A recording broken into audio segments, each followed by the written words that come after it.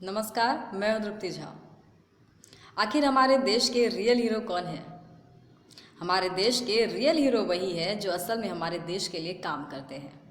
तो वो दो रियल हीरो हमारे देश के, एक हमारे इंडियन आर्मी है और दूसरे हमारे देश के किसान।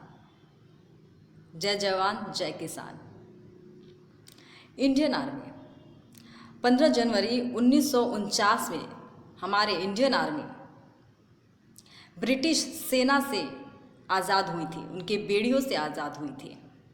उसके बाद से ये वही सेना है जो लगातार अपने परिवार को त्याग कर, अपनी खुशियों को त्याग कर हमारे लिए लगातार बॉर्डर पर तैनात रहते हैं और उन दुश्मनों से संहार करते हैं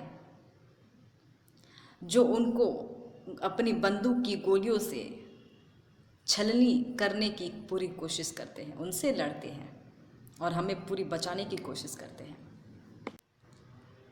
अब बात करें किसान के बारे में। ये वही किसान है जो खेत में धूप में जलते हुए अनाज की उपजाऊ करते हैं और तब वो जाके अनाज हम तक पहुंचती है और हम आसानी तरीके से उसे पकाकर खाते हैं। ये वही किसान है जिसे हमारे देश में हर सुविधा देने की पूरी कोशिश की जाती है। लेकिन यहाँ पे सोचने वाली बात यह है कि जब हमारे देश के ये दोनों रियल हीरो को सुविधा देने की बात आती है या किसी भी तरह की सुरक्षा देने की बात आती है, तो हमारे देश में ही रहने वाले कुछ लोग विपक्षी बन जाते हैं और विपक्षियों की तरह जो है बयानबाजी करने लग जाते हैं।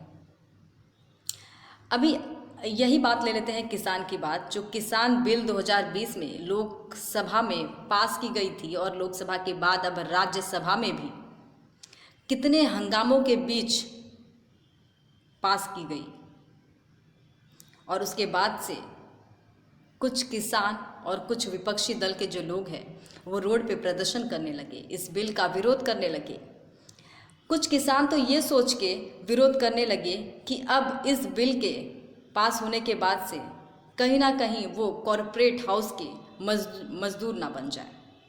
और कुछ किसान तो इस बिल को लेकर जो राजनीति हो रही है हमारे देश में उसे लेकर कंफ्यूज हो गई थी और उनकी मांग यही थी सरकार से कि सरकार सामने आए और उनके मन में जो भी संकोच है या फिर जिस तरह की भी कन्फ्यूज़न है इस बिल को लेकर, वो सामने आके उनका डाउट जो है वो क्लियर करे।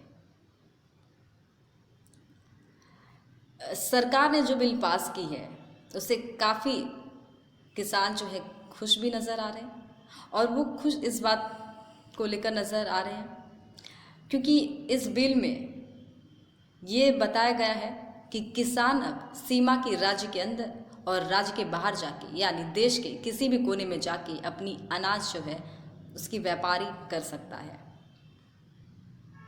और वो सही दाम में अपने अनाज को लोगों के बीच बेच सकता है।